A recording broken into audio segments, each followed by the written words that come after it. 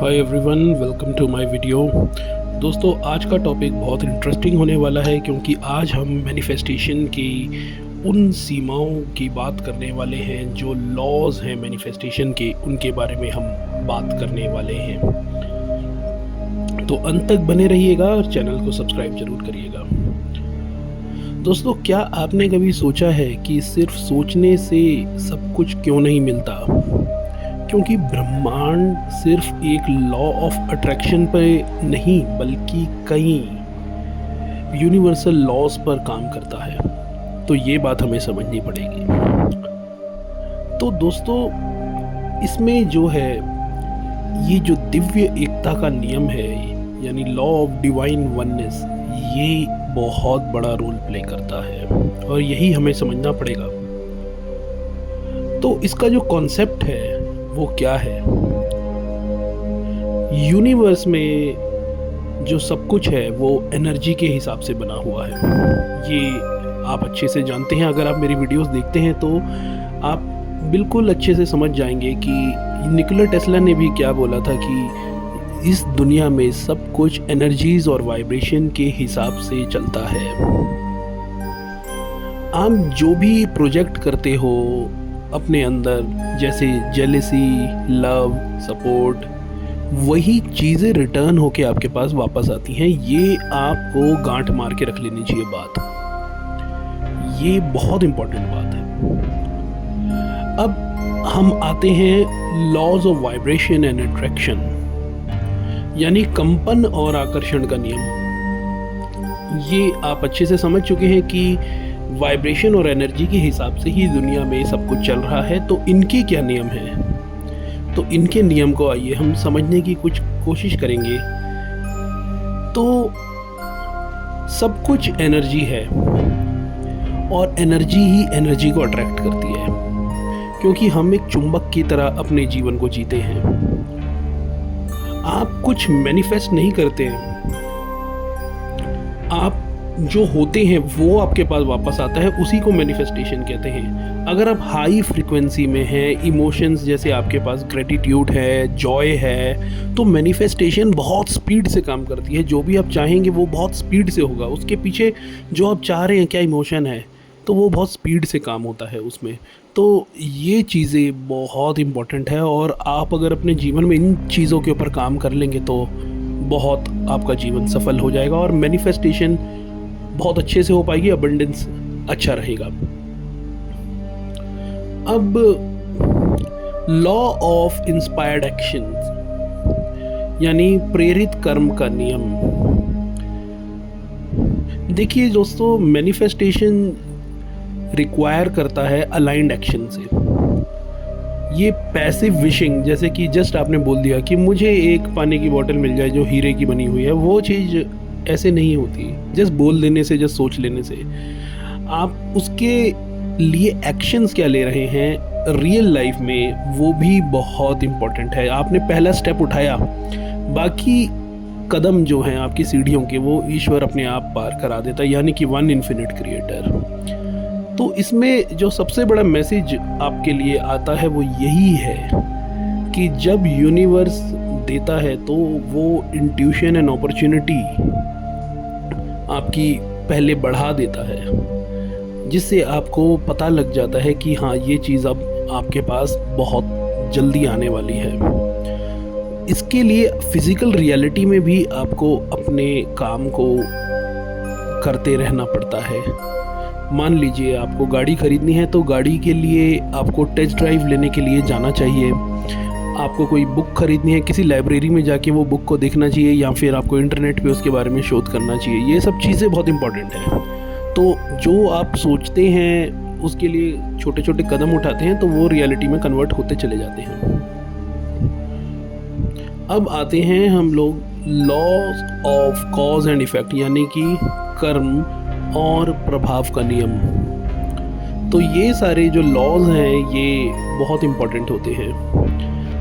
अब इनके बारे में हम लोग जानने की कोशिश करते हैं, जिसकी वजह से आप अपने जीवन को और अच्छे से महत्वपूर्ण चीज़ों से अपने आप को रख पाएँ। देखिए दोस्तों, हर थॉट का एक एक्शन क्रिएट होता ही होता है, इक्वल एक्शन होता है। जो भी आप सोचते हैं ना, जो आपकी थॉट है, जो आपके विचार हैं, वही आपकी दुनिया बनाते हैं।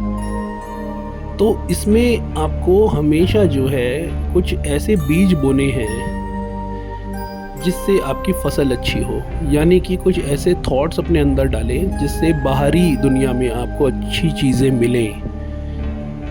यानी कि जितने ज़्यादा पॉजिटिव बीज अपने मन में आप विचारों के माध्यम से डालेंगे, फसल उतनी ही अच्छी होगी। ये बात आपको अच्छे से समझ लेनी चाहिए दोस्तों, और यही चीज़ आपके जीवन को तय करती है। तो दोस्तों, ये चीज़ें बहुत इम्पोर्टेंट हैं जो मैंने आपको अभी बताई हैं, और इन्हीं के हिसाब से आपका जीवन चलता है। दोस्तों, इसमें होता क्या है, कुछ लॉज हैं जिनका पालन नोइंगली अननोइंगली इंसान करता रहता है। जिनको पता चल जाता है ये लॉज हैं, तो वो उनको अच्छे से जी के अपने लाइफ में बहुत सारी चीज़ें, बहुत सारे अपने ड्रीम्स को पूरा कर पाता है। तो और यही लॉज मैंने आपको समझाने की कोशिश करी है। जैसे कि अब हम आते हैं laws of detachment. Law of detachment यानी कि अटैचमेंट जो होती है, जो आप जिस चीज़ से भी आप ज़्यादा अटैच्ड हो, जिस चीज़ के लिए बहुत ज़्यादा आप मोहित हो, आपको कुछ चीज़ों से अपने आप को हटा के भी रखना पड़ता है। वो भी दूरी भी बनाना बहुत ज़रूरी है, क्योंकि लेटिंग गो जो होता है वो आपके अंदर डेस्परेशन क्रिएट नहीं करता। समझिए, आप किसी चीज़ को बहुत बुरी तरह अगर बोल रहे हैं कि मुझे चाहिए ही चाहिए, यही चाहिए, यही चाहिए, यही चाहिए, तो उससे क्या मैसेज जा रहा है? एक डेस्परेशन का मैसेज जा रहा है। तो वो डेस्परेशन का जो मैसेज है वो यूनिवर्स में जा रहा है, और वो आपकी मैनिफेस्टेशन को पूरा नहीं करेगा, क्योंकि वो डेस्परेशन के थॉट्स निकल रहे हैं उसमें। तो आपको डिटैच रहना है कि हाँ ठीक है, मैंने सोचा है, जब यूनिवर्स को ठीक लगेगा वो मुझे दे देंगे, मैं जब तक उसको पाने के लिए अपना काम करता हूँ। इस तरह से आपको डिटैच रहना है, और अपने जीवन में भी हमें कई चीज़ों में डिटैच रहना बहुत ज़रूरी होता है, और यही आपकी चीज़ों को ठीक रखता है। आपके जीवन में डिसिप्लिन जब आता है तो डिटैचमेंट अपने आप आ जाती है, क्योंकि डिसिप्लिन लाइफ से ही डिटैचमेंट आती है, और डिटैचमेंट बहुत ज़रूरी है। तो दोस्तों, कुछ स्टेप्स अपनी लाइफ में आप लाएं और इन चीज़ों को अपनी लाइफ में उतारें, तभी आपकी फ्रीक्वेंसी बढ़ेगी। जैसे कि आप जर्नलिंग कर सकते हैं, आप लिख सकते हैं, जो भी आपको चाहिए उसके बारे में आप लिखने से जो वर्ड्स होते हैं उनमें फ्रीक्वेंसी जनरेट होती है, और उससे आप अच्छा पॉजिटिव एक मैसेज यूनिवर्स में भेजते हैं, क्योंकि हर वर्ड्स की एक फ्रीक्वेंसी होती है, हर वर्ड की। और अपनी फ्रीक्वेंसी को बढ़ाने के लिए आपको daily gratitude practice and positive affirmations ज़रूर बोलने चाहिए, और ग्रेटिट्यूड करें हर चीज़ का जिसके लिए आप अपने जीवन में अच्छी चीज़ें कर पा रहे हैं। जैसे आपको खाना मिल रहा है, पीना मिल रहा है, सब कुछ आपको, अच्छी हवा, सूरज, तो आप सबके लिए ग्रेटिट्यूड रहें। और आपको डेली छोटे छोटे एक्शंस ज़रूर लेने हैं अपने गोल को फुलफ़िल करने के लिए। एंड सरेंडर बहुत ज़रूरी है, यानी कि समर्पण।